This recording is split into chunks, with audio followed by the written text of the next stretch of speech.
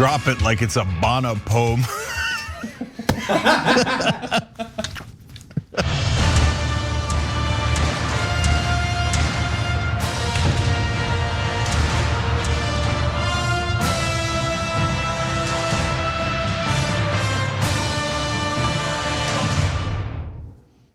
All right, power panel. It's so powerful, it's taking over the panel. There it is. That's all we're gonna do. We're just gonna have the graphic up all night. All right, Cenk, John. I know Ida Rodriguez is back, everybody. Ida, great to see you. So great to see you too. Absolutely. All right, I'd say absolutely. Oh, absolutely. Good to see me too. So Truth Serum. That's Ida's show, you know it. Fighting Words. How much do I love that title on HBO Max? You're still watching that. You're rewatching that is what's happening. You inspired it, that title. You were like, now we fight. Yeah. Ever since. That's right, and we've been fighting ever since. And I tell you what though, mainstream media loves it. Okay, they don't seem to love it so much, but anyways, we do, and that's how we're gonna fight back and we're gonna win. Okay, so speaking of fighting, unfortunately, there is a lot of fighting in the world these days, and not the good kind, the bad kind. So John's gonna take us there. Exactly. Actually, we're gonna start off with this. Так получилось, что начало операции совпало, совершенно случайно совпало с днем рождения одного из наших выдающихся военно.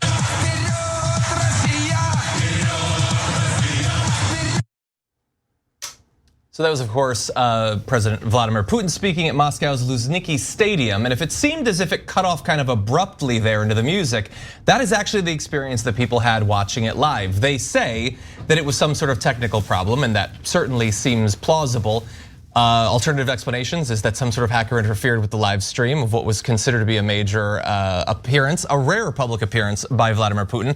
In any event, though, we do want to give you a little bit of what he actually had to say. At one point, Putin paraphrased the Bible, because anyone can do that, it turns out, to say there is no greater love than giving up one's soul for one's friends. And he continued to insist his actions were necessary to prevent genocide, a claim flatly denied by leaders around the globe. Shoulder to shoulder, they help and support each other, he said of Russian soldiers. We have not had unity like this for a long time. And certainly there were cheers coming from the crowd. In terms of unity with the rest of the world, I feel like Russia's hit a low for at least some period of time. Now, at that rally, there were a lot of people, both inside and outside of the stadium. Moscow police say there were 200,000 people. And while Putin appeared there mostly to speak about the current illegal invasion of Ukraine, the event was for the 8th anniversary of Russia's annexation of the Crimean Peninsula. Now, there were 200,000 people there, and many news accounts of this are saying that this was a massive pro-war demonstration, and it is impossible to say to what extent the crowd approves of what's going on or even understands what's going on in Ukraine. But you should also understand that by no means was everyone there voluntarily. One Moscow social worker, Lena, spoke to the press and said, "We are forced to go to all such events. We can't say no, it's out of the question. I hate this whole thing and I am very afraid. They told us that if we don't go, it's gonna be very strict this time. No explanations will be accepted. We would be fired right away. I have no way out. I don't care about politics. I don't understand what's going on." Students apparently were required to go as well. So it is impossible to say what percentage of the crowd gives a damn about seeing Vladimir Putin or approves of what's happening right now in Ukraine. Yeah, I find the crowd entirely irrelevant. So is there a big chunk of the Russian population that is in favor of the war? Yes. So could you fill a stadium full of people with that? Yes. Is there a giant chunk of the Russian population that's against the war? Yes. Could you fill a stadium filled with 200,000 people of them? Yes. So it's just optics and theatrics, ignored completely. By the way, that this is them trying to outdo the Ukrainians on optics, and they're failing miserably overall. You know what the Ukrainians did today? They put out strollers in the middle of a square for every baby killed by Putin. Jesus. Now that is super powerful and way better than this BS fascist rah-rah stadium rally here, okay? And so speaking of fascists, so he says, oh, the most important thing in the Bible is to sacrifice your soul for your friends. but they're not sacrificing for their friends. They're sacrificing for you and your ego, and that certainly ain't in the Bible. And then finally, he mentions genocide and how the Ukrainians are doing it. So that's when you know that anyone supporting Putin, here or otherwise, is absurd and an obvious liar.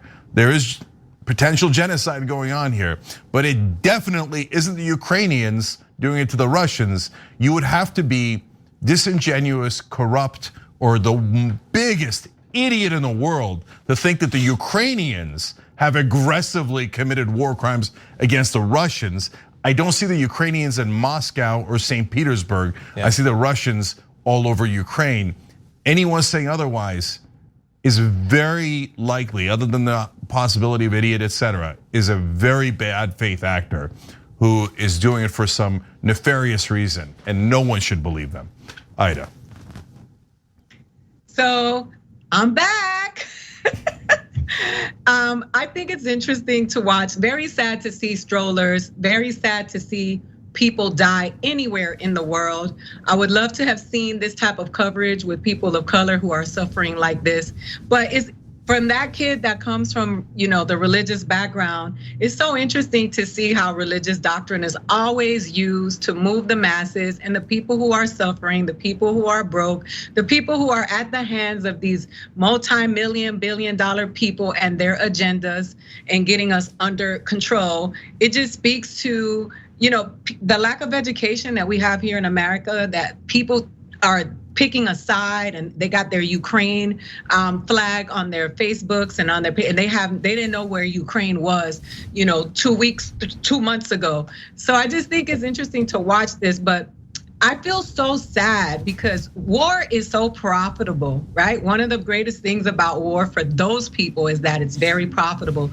I don't want to go anywhere because I don't want to buy gas. It's so expensive. And so let us always remember that there is always an agenda from all of those people who are at the top, who constantly eat when we suffer. And let's not forget that the people of Ukraine are the victims, just like the people in the Middle East, the people on the continent of Africa are all the victims. And you only get to see whoever the powers that be select to be important enough to cover. Yeah, you're definitely right. Like, obviously, people are gonna make a lot of money off of this. Some openly advocating for war. Clearly, they see it to be in their interest, either political or financial. But even some of the people supposedly being against it. Marjorie Greene is saying, let's not send them weapons. But she did invest in Raytheon and Lockheed Martin before she said that. So either way, she apparently is gonna get what she wants. But I wanna give the panel a couple of other things to consider. First of all, that amidst that speech with Putin talking about the Bible and brotherly love and all that, they are doing everything they can to kill as many people in Ukraine right now, continuing their attack on Kyiv, and also for the first time using a barrage of missiles to strike the western city of Lviv.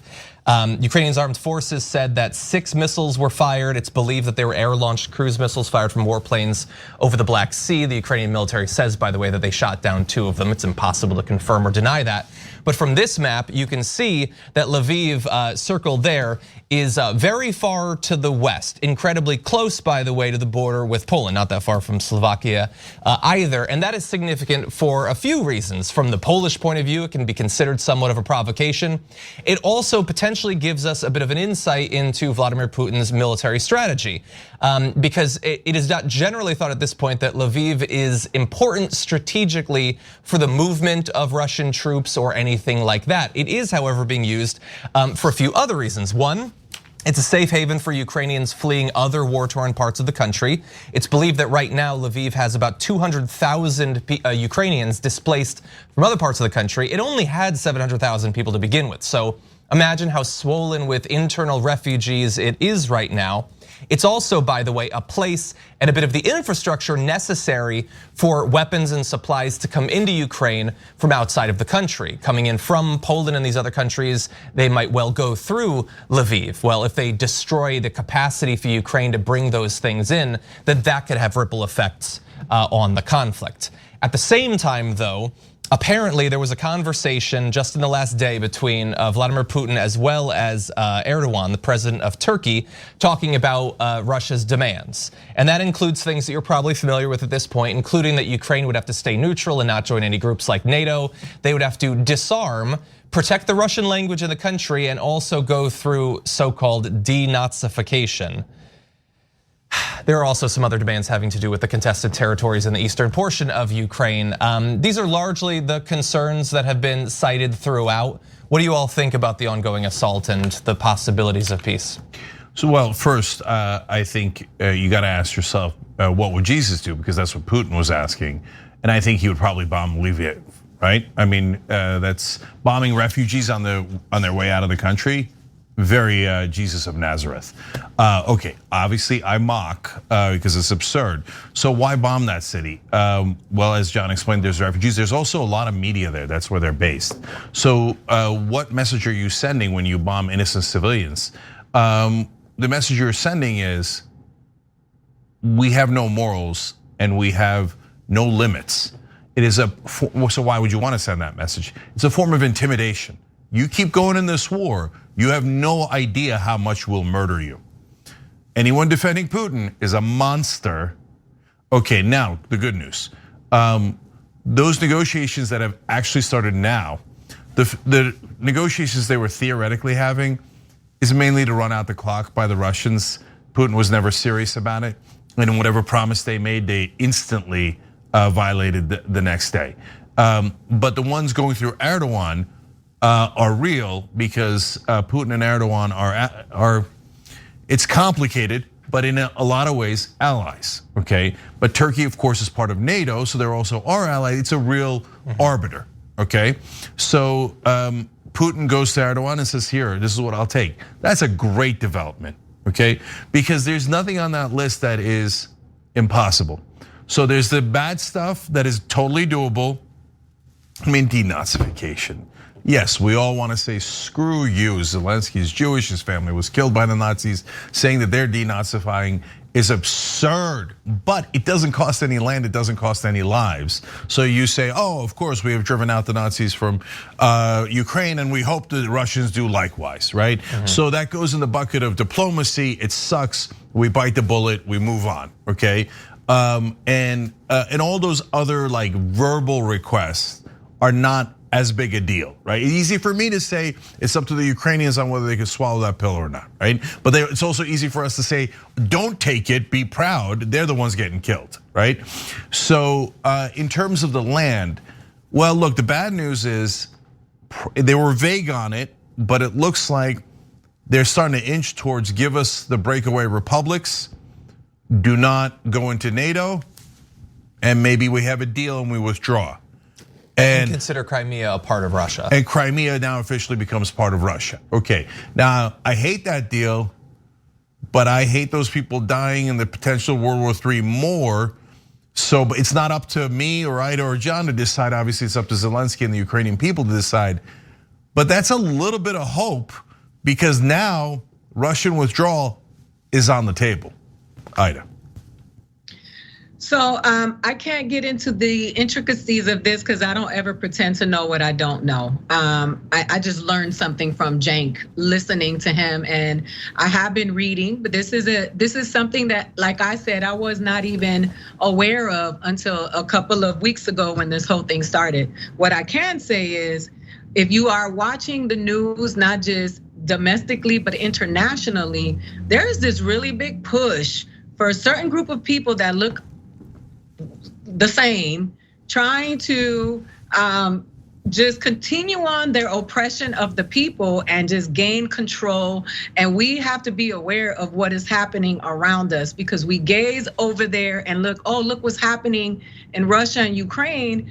And stuff like that is happening in America. And I just feel like we need to be informed on what's happening right here because they distract us a lot with what's going on in other places.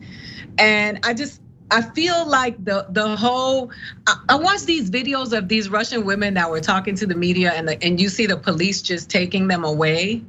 There are some people, some men, Donald Trump and others who actually get aroused at the possibility of being able to do that right here. And so while we're watching this, we need to really watch, because we are so vulnerable to all of this stuff, and the idiots in DC are making it easy for this to happen to us. Yeah, I mean, we certainly see the legislation pass, the new anti-abortion bill in Missouri, all that they've done in Texas and Idaho. They wanna make it illegal for you to do gender-affirming care for your kids. Like literally, they're trying to give you life in prison for moving out of a state to exercise your rights. They're legislating what you can do when you aren't even in that state anymore. So you're 100% right about that. I just want to say this, because we always frame this stuff like we have that American exceptionalism thing. It's not us. They're doing that over there. Those are the people. We're not like that. We're American. That stuff is happening here. And even though there may not be an active war where you can see the casualties, but there is a war and there are casualties that you just don't see. Yeah. And it's not just happening over there. Well, that's exactly why the Tucker Carlsons of the world are supporting Putin, because they like what they're seeing, an authoritarian thug who oppresses others for only a specific group of people's benefit. They're like, what's there not to like? Yeah. So he's the white authoritarian tyrannical ruler they've always wished for.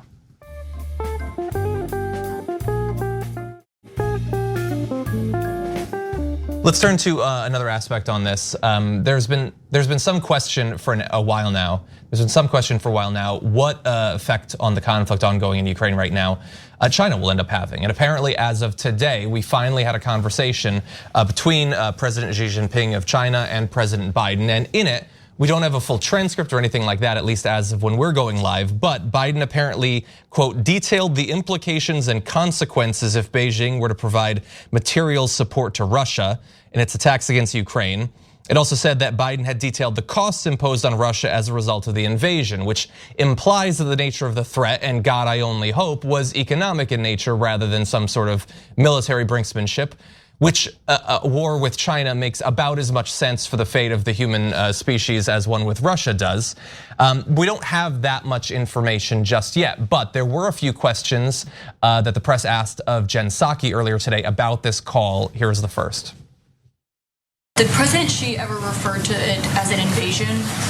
We'll let President Xi and his team outline any more specifics about his component of the conversation. Why not reveal if he called it an invasion or called it a war? Because we don't, as a policy, speak for other countries. They can speak for themselves. That's the sort of thing that they do that makes sense to them, that to a reasonable person doesn't make any sense whatsoever. They had the call, they said it to our president. He's our representative, why can't we find out what they actually said? We may not care, but I think that we should have access to that information. There was one other back and forth about this though, so let's go to that. Yesterday, Secretary Blinken said the administration was concerned that China is considering answering Russia's request for more military equipment.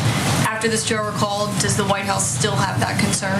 We have that concern. The president detailed, what the implications and consequences would be if China provides material support to Russia as it conducts brutal attacks against Ukrainian cities and civilians. And obviously, that is something we will be watching and the world will be watching. So leading up to this point, there had not yet been any evidence that China had been providing any aid to Russia. They deny that they've even been asked, although the belief is that they have. And based on the conversation so far, at least the news coverage of it, we don't know yet much about the conversation that was had. But diplomacy is ongoing of a variety of forms. So guys, I don't think whether they call it an invasion, a war, a skirmish, a rumble, it matters much. There's what it signals matters, right? So is China going to help Russia or is it not? Because one fact pattern possibility was Russia starts to win. They've got the upper hand, they've got momentum. America tries sanctions, but they don't quite get Switzerland involved, and then it's leaking like a sieve. They're not that hurt. Then China and India come in on the side of Russia, and Russia wins. Okay, now another fact pattern is we do get Switzerland, Monaco, etc. To be on our side. The oligarchs are actually real hurt. They're putting pressure on Putin. The Ukrainians hold down the fort literally. And then China and India kind of stay out of it because they think Russia might be losing. and they don't want to be on the bad end of sanctions and consequences, etc., especially if their ally is going to lose anyway. It looks like we're trending in that second direction, which is good. If China, India, and others join Russia and try to break the sanctions, that's really bad, not just for this conflict, but for future precedent. Can the world get together and say, no, you cannot invade and murder all these people in different countries? Now, of course, the country matters, unfortunately. The world has decided not to do that for Yemen. But even so, doing it for Ukraine is an excellent step forward, and we're so close to being able to do that successfully. That's why China, with its significant power, is so important. If they just sit on the sidelines, good enough. But if they help Russia to try to break the sanctions, both economic and military, then that's bad news for the world. So my question is, if those two individuals who are driven by control and are fascists and dictators are thinking about this spreading worldwide, why should we trust that they wouldn't get involved? It's all about, this great question, Ida. It's all about their national self-interest, right? They're not doing anybody any favors. So they, on the one side, they think, well, if Russia takes Ukraine and there isn't much consequences, I guess at a later time we can take Taiwan and there won't be many consequences. So that's obviously has to weigh on their mind, and they're not doing anything out of the goodness of their heart. On the other hand, they think, well, what if Russia fails and then they have to withdraw? And then we're suffering the consequences for what? For nothing. And now we took the damage in terms of world opinion, and that has some consequences in deals that they make throughout the world. Our chances of taking things like Taiwan have been set back even further. Now we've got sanctions and tariffs, et cetera, to deal with. So that they're just weighing that. And that's why if Russia's winning or losing is so important in that equation, because it'll determine whether China gets bigger benefit out of joining them or staying out of it. Yeah. Oh, I want to throw out just a few more last updates that I think are really interesting that our audience should know about. One, we were reporting earlier this week about the attack on the theater in Mariupol. Ukraine has now said that they have been able to rescue 130 people from the destroyed building. You're seeing a shot of it right there, and you can note, although obviously it's in Ukrainian, apparently the word for children is the white words that are in front of and in back of the incredibly distinct building, thus providing no explanation for how you could accidentally destroy it. But anyway, John, real quick, I think that the words are in Russian. They wrote them. Sorry, I apologize. In Russian, I mean it was meant to be read by someone who might be targeting this building. That's what I mean. Right. But that leaves something like 1,000 people, reportedly, including children, currently in the bunker beneath it, possibly to be rescued. They are trying as we speak. God only knows what will end up happening. I also want to throw out this, and I understand this sort of information is generally presented to make you feel better about the chance of the Ukrainians, and it certainly will help them, but it kind of horrifies me. Here's a photo right now of new drones that are being sent from the US to Ukraine. They're called kamikaze drones. They're called switchblades, and they come in a variety of sizes. But if you're thinking of the sorts of drones you might have seen in warfare before that fly around, launch missiles, those sorts of things, that's not what this is. These are small enough to be carried by an individual person. They are launched out of tubes, and they themselves are the weapons. They are effectively bombs with wings that can be remotely controlled by a person on the ground. They say that it's able to be called off if civilians are nearby or if the target has moved and those sorts of things. Apparently, the Ukrainian forces have already had a great deal of success with what they say are over 50 elite squads of drone operators that have been targeting in the middle of the night with thermal camera equipped drones, Russian troop movements, as well as tanks. These drones can drop tank busting grenades effectively. And all of this is gonna help the Ukrainian forces. I hate that these things even exist though, because once they're out and we've transferred, as part of an $800 million aid package to Ukraine, others will develop them. What about when terrorists get their hands on things like this? I understand that they use drones in some cases already, but it's just devastating to see the proliferation of such easily hideable and movable lethal technology like this. Wes Clark Jr. on this show about a decade ago predicted this. He said they're gonna create drones that could run into things. I mean, he couldn't have been more right. And so he said, like, we have air superiority here in America. No, we don't.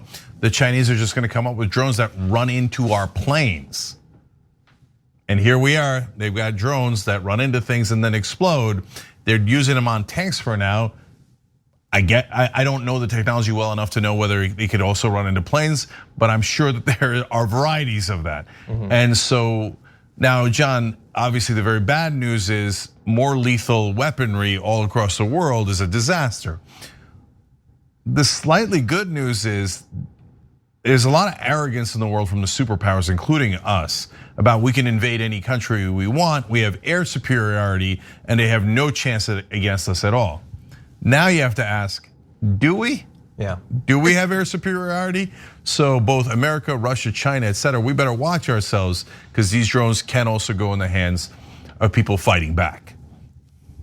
Yeah, I watch it. I'm also scared to see these things. It's horrible I don't ever want those things to become normal, the images of human beings running away. I just want to urge people to remember that while we're cheering on Assad, there are innocent people and people's children who are assigned to fight these wars. Yeah.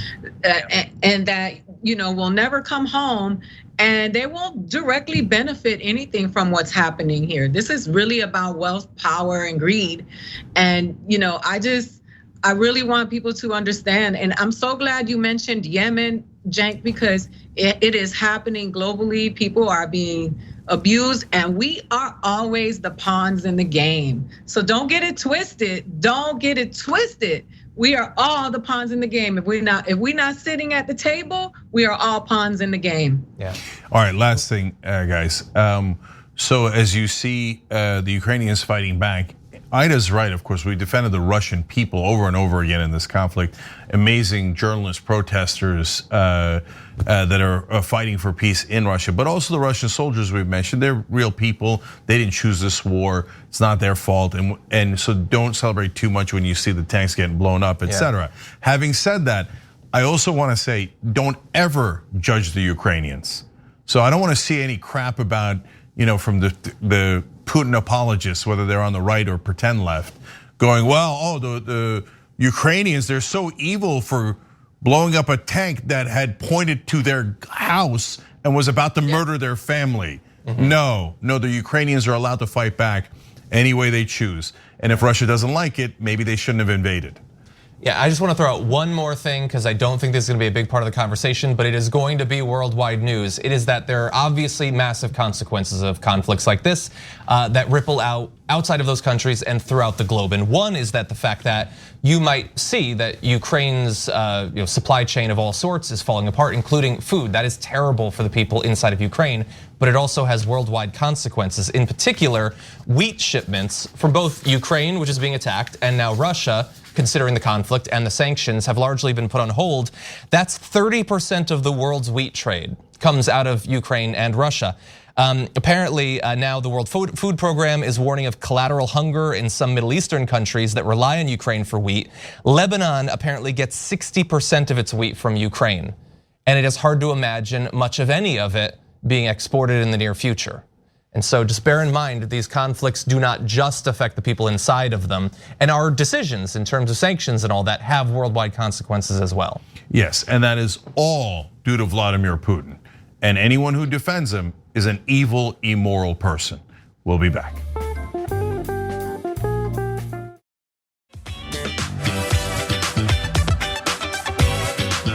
All right, back on TYT, Cenk, John, and Ida with you guys. John's got more news for us. In fact, I do.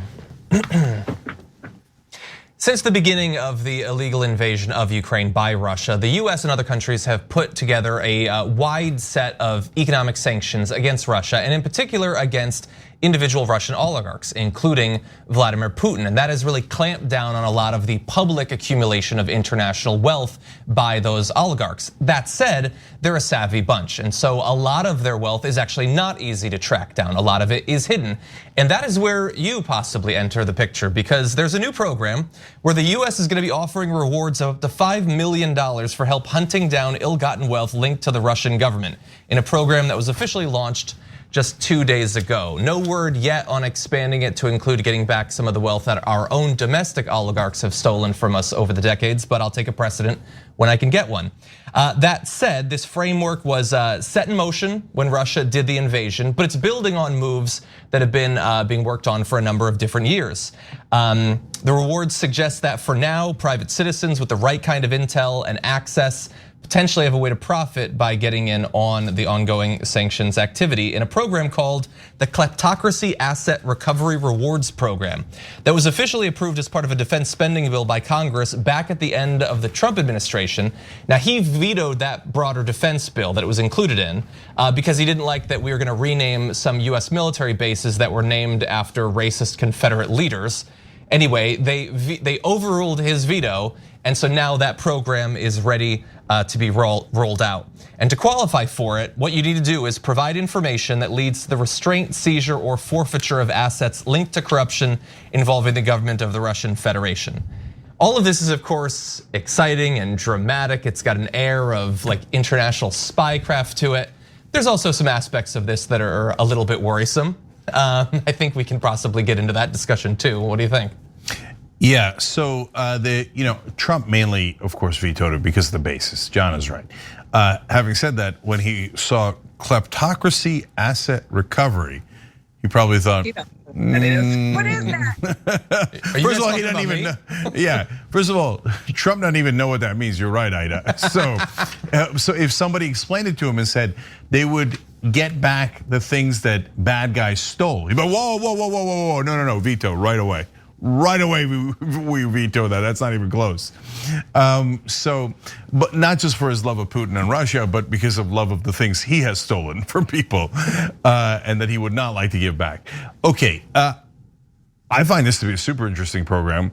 The most interesting part is not what you're going to hear most in the press, the yachts and all that stuff and seizing it. And remember, this is just for stuff in America, so we can't go to like.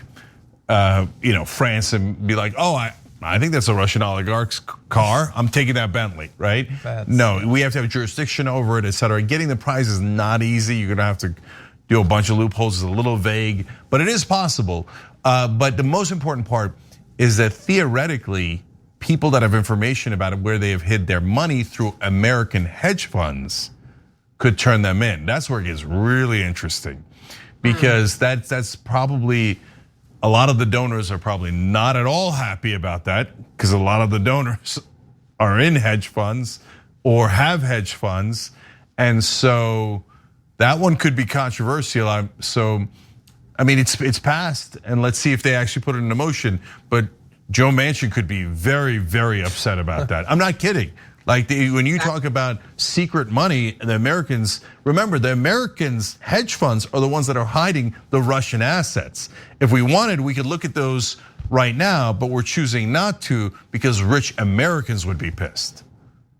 Yeah, and you saw that what got passed today, where there were only less than 5 Republicans that voted against it with regards to Russia. But when you said that, I immediately thought government. Like, I didn't even think people. I thought like Congress. Like, you see some of the corrupt things that they've done already in pulling out of stuff during COVID and all this stuff, that all the controversy that we've had with this government of ours, which so many of us have chosen to pick a side as if they're the Red Sox and the Yankees, without realizing that they're all in one team together, and that's team rich. And it's like, it's so funny because I know that a lot of people are probably nervous because they don't want to be outed. And 2, rich people who do dirty stuff, and not to say all rich people are bad, because I know a couple of good ones, but I'm talking about those rich people that do corrupt stuff. They've made their money off of the backs of others. So to them, this is just Friday. Exactly. By the way, the B-roll that was beside Ida right now, like that had, the yacht, it had a fancy car, but it also had a house. And that made me think, how many times have we talked about oligarchs in Russia, but all, in Saudi Arabia, UAE, all that? They park huge amounts of money by buying incredibly expensive real estate.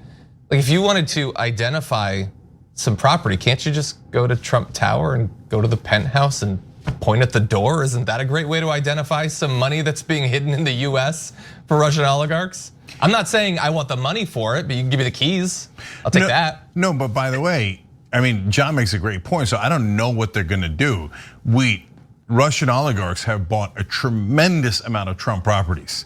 And non-Trump properties, of course. Yes, but specifically Trump properties. They bought a third of Trump Tower at one point, and then they rescued Donald Trump from potential bankruptcy when they did. That's among the reasons why Trump has had an affinity towards Russian oligarchs and leaders. And so, can I get the $5 million for saying, yeah, there it is.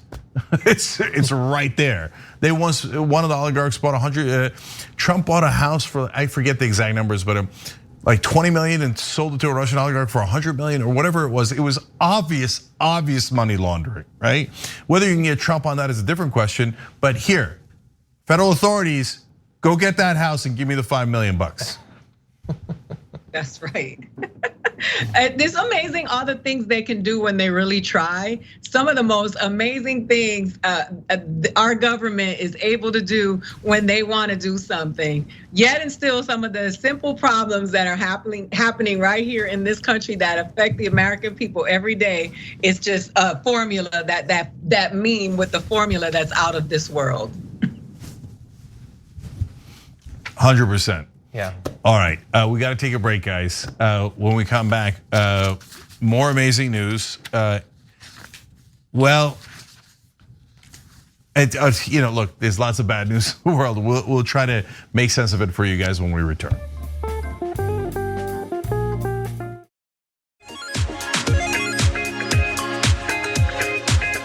All right, back on TYT, Cenk, John, and Ida with you guys. John, take it away. Okay, we've got some tough stuff here, so everyone prepare yourself as we're launching into this.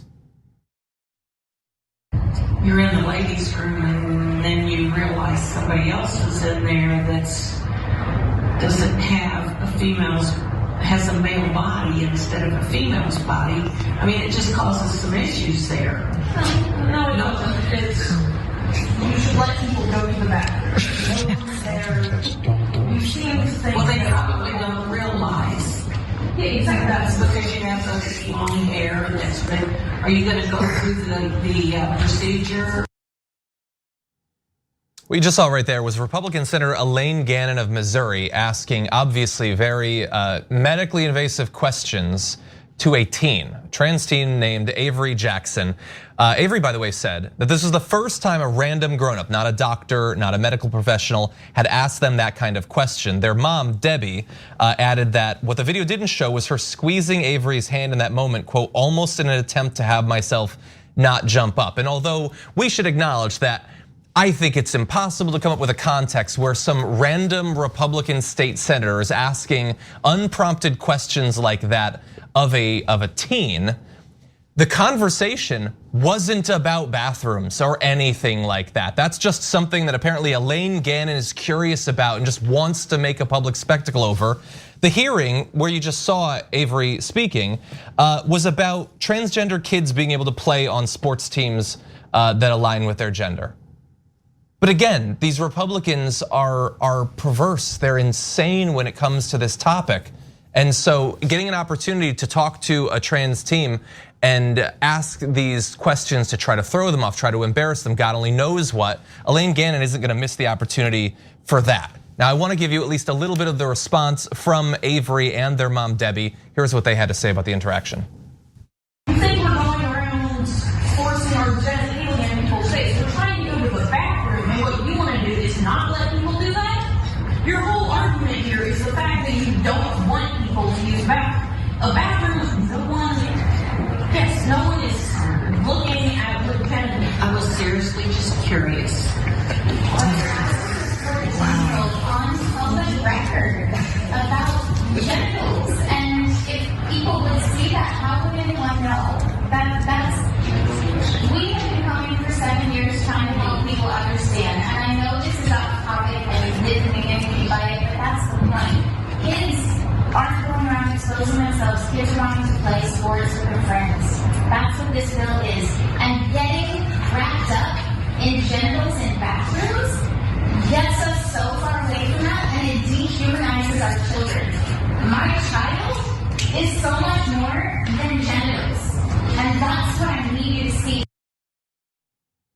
I love everything that Debbie had to say there. This is about the life of kids like Avery. But for the state senator, I'm just curious. It's just a thing. I could just ask these questions. It doesn't mean anything to me. I don't care. It's your life. For me, it's a political weapon. It's something to get my base fired up. If I get them to hate and fear people like you enough, then maybe we can stay in power and we can continue to profit. It makes me sick. And I can only imagine for people like Avery or for people like Debbie having to continually go through with this, just trying to have a member of their family get to live their life. Yeah, so nothing says individual liberty in small government like a government official asking about your genitalia. Yeah. I mean, they say it with a straight face, right? Like, oh, we're for small government, and let me see your Johnson or whatever you got going on, okay? I wanna know all about it, I wanna hear the details. What do you do with it in a bathroom? Oh, you're 14? Who cares? Tell me more, show me more, right? What part of that is small government? What part of that is individual liberty? Republicans, they have a rebuttable presumption. You meet a Republican, maybe he can convince you that he's not a liar, but their ideology is nothing but lies. They never meant small government, they never meant freedom. They meant I oppress you, and that's how this thing works. Okay, so, and the absurdity of this topic is endless. So they say, well, if you look male, but they think you're actually female because of how you were born, and you walk into a female, you should walk into a female bathroom because you were born a female, walk into a female. And if you did, and you look like a male, what would they do? They'd flip out. They'd go nuts. They'd be like, what's a guy doing in the girls' bathroom? Well, you told me to come in here, okay? I wanted to go into the guys' bathroom because I am a guy. But you said, no, you were born a girl, so you have to go into the girls' bathroom, so I'm in the girls' bathroom. How dare you come in here, you look like a guy. You know that's what they would do. You know that's what they would do, okay? So it's absurd in every way. And then finally, she said, how would anyone know? That's such a good point. I can't believe I haven't made that point in all these years. So thank you. What are you Republicans doing? Are you looking at us when we're in the bathroom? All of us? Oh, what genitalia do they have? Are you sneaking in a peek at the urinals? You perverts? Are you busting into people's stalls? Why do you care what they're doing in private? What genitalia do you have? I really want to see your genitalia. That's how Republicans are. Small government, my ass. You guys are up in our business. You're trying to find out about our genitalia. Leave us alone, you perverts. We actually believe in freedom and individual liberty. You know, I'm sorry, Cenk. So I know it's not funny, but it's funny. I agree with you. First of all, I cringe at the thought of thinking about anybody's genitalia while I'm in any bathroom. Secondly, as a mom to a daughter and a son, I can tell you, which I've taken both of my children to the bathroom when they were younger.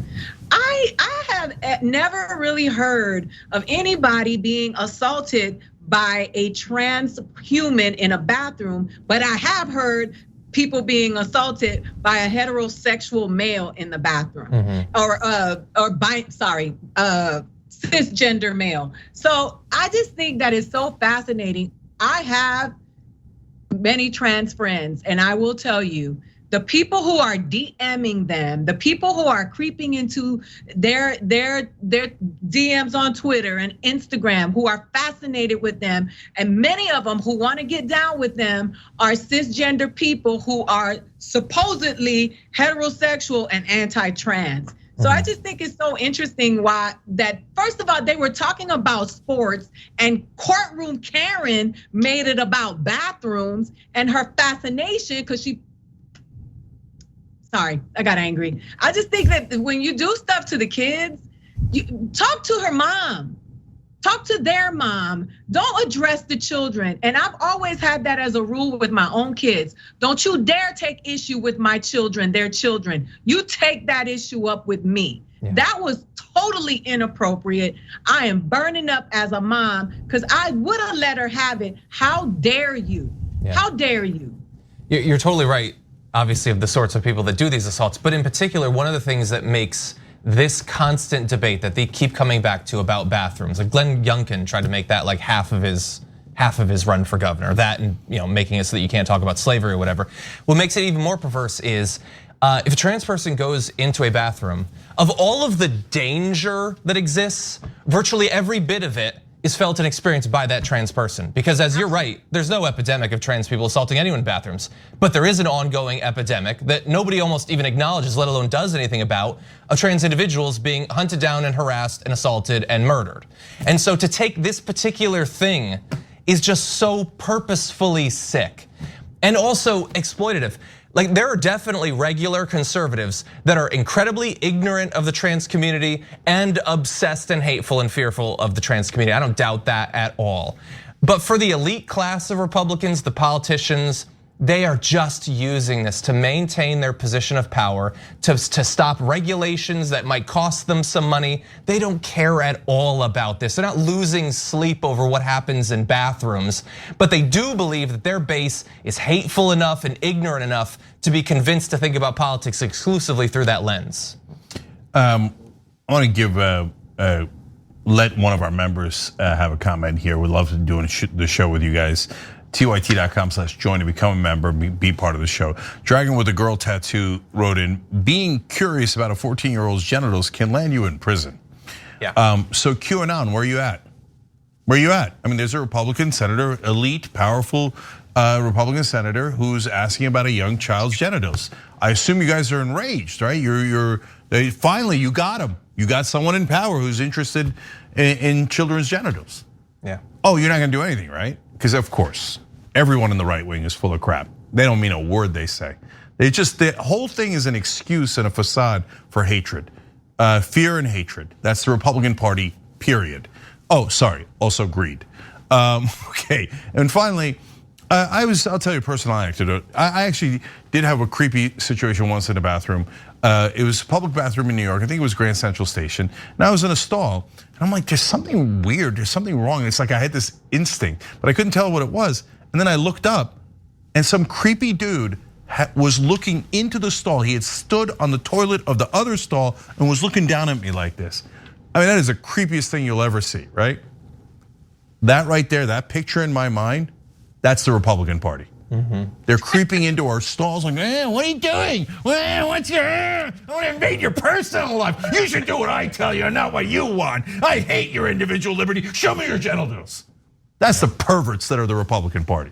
Yeah, I had a creepy experience in a bathroom too once. It was a cisgendered man. That's what the experience was with. I think there's a lot more of that going on. As a woman, I have to speak up. As a woman, 100%. 100%. I've been in a bathroom with a trans woman before, that's my friend. Nobody was alarmed. Nobody was alarmed. The man that was standing outside the bathroom in the club, everybody was like, yo, why is he standing outside the women's bathroom? This is the hypocrisy and the foolishness that we are tired of. And these are the things that they distract us with while they keep putting their foot on our necks. You know, I would love to know how many of these conservative politicians have non-binary children, because I feel sorry for those kids who have to be parented by the people who care nothing about their humanity. Yeah. One more story? Yep. Okay, let's jump in this last one.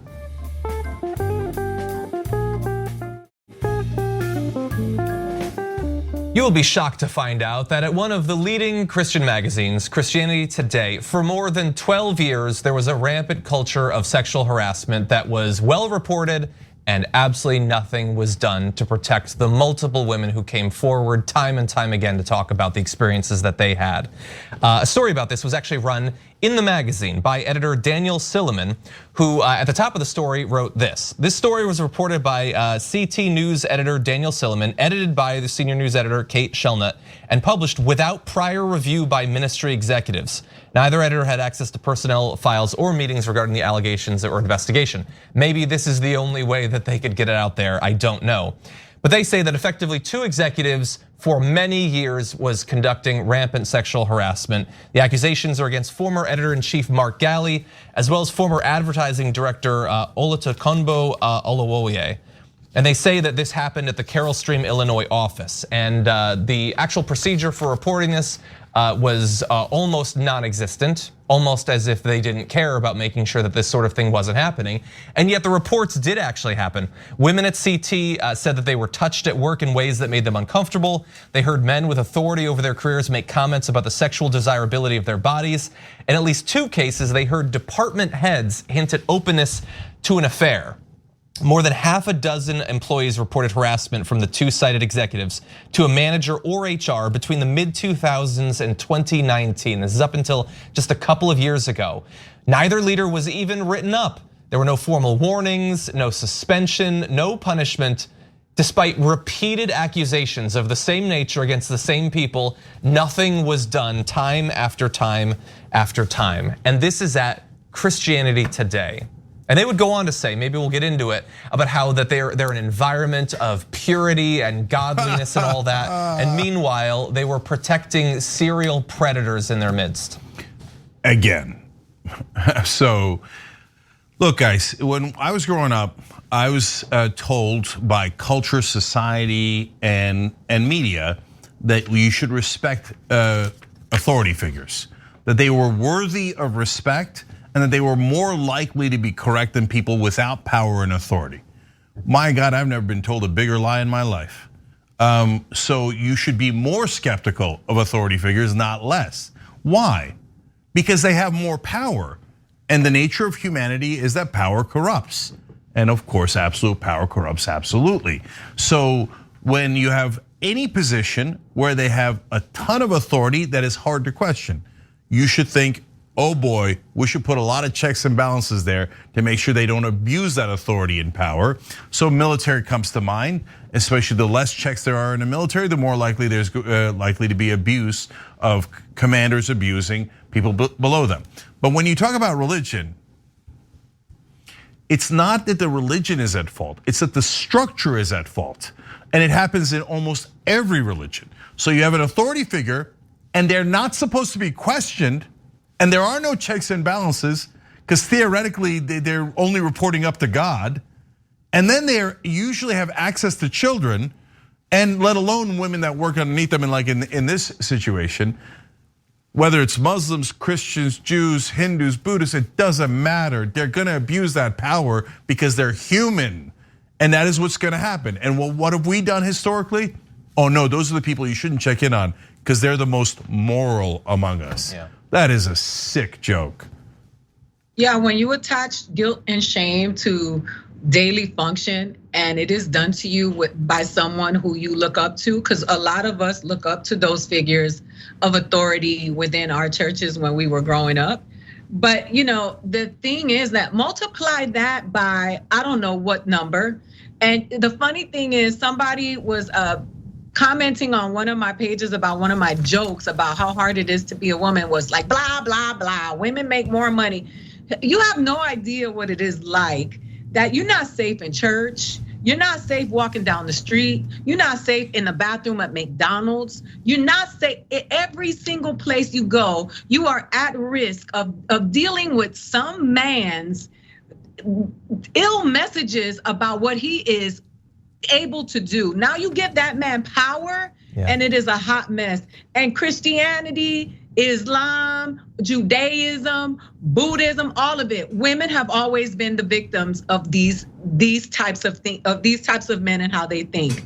And it's just disgusting. It is gross. And to sit here and say that it doesn't happen in the church because it's pure and around the church is a lie. And we need to stop telling that lie because you are accountable for the word and how you deliver it, and your actions you shall be held accountable for those actions just like everybody else. If you truly believe what you're spitting spitting to the people, when I say spit, I mean bars, rapping, my urbanness comes out. But if you believe all of the doctrine that you are showering people with daily, then why do you think you're not accountable and you're not subject to the consequences that come from those actions according to God? Burning in hell, hellfire. If you believe it, then why are you not scared of that? Yeah, that's another great point. I mean, on top of everything else, on top of the abuse, Of course they don't believe what they're saying. If they believed it, they wouldn't do it at all. They would definitely be scared of that eternal fire. They're total frauds. So people in power should not have less accountability. They should have more accountability. That's just common sense, but common sense that we have not applied. Guess why? Because the people in power set the rules. So it's time that we upend that and we protect all of us. And Ida makes a great point, and I just want to end on that. Look, if you're a guy, just for a second, put yourself in the shoes of women. So I'm a big guy. I've never been afraid in a bathroom. Okay, I've never been afraid in any of these contexts. But the first time that a woman said, now think about what if you were my size and you're a woman, and don't think what would I do? I assume you guys are decent guys, but think about all the rando weirdo guys you've ever met in your life. Yeah. Women have to deal with them too, okay? And then what if you were, in their situation, and even if just 15% of guys are terrible guys who might do something terrible, you don't know which 15%. So you're constantly looking around and worried. Yeah. Our job as a society and as decent human beings is to look out for one another. That's what we're asking you to do. All right, before we go, Ida Poycott on Twitch said, Gods, I love Ida. She's a firebrand. So where can people see you, Ida? So I'll be at the Sacramento Punchline March 31st through April 2nd. Please come check out the show. Let's have a good time. And I'm on Twitter, Funny AIDA. I'm on Instagram, Funny AIDA. And I don't battle rap with bitter balls on the internet. So. It's hard not to like Ida. All right, everybody check out Fighting Words 2 on HBO Max. That's Ida's special on there. It's wonderful. And everybody check out Damage Report. John's a great host, obviously, on every day. All right, we'll take a quick break. When we come back, we've got more amazing stories for you guys. Thanks for listening to the full episode of The Young Turks. Support our work, listen ad-free, access members-only bonus content, and more by subscribing to Apple Podcasts at apple.co/TYT. I'm your host, Cenk Uygur, and I'll see you soon.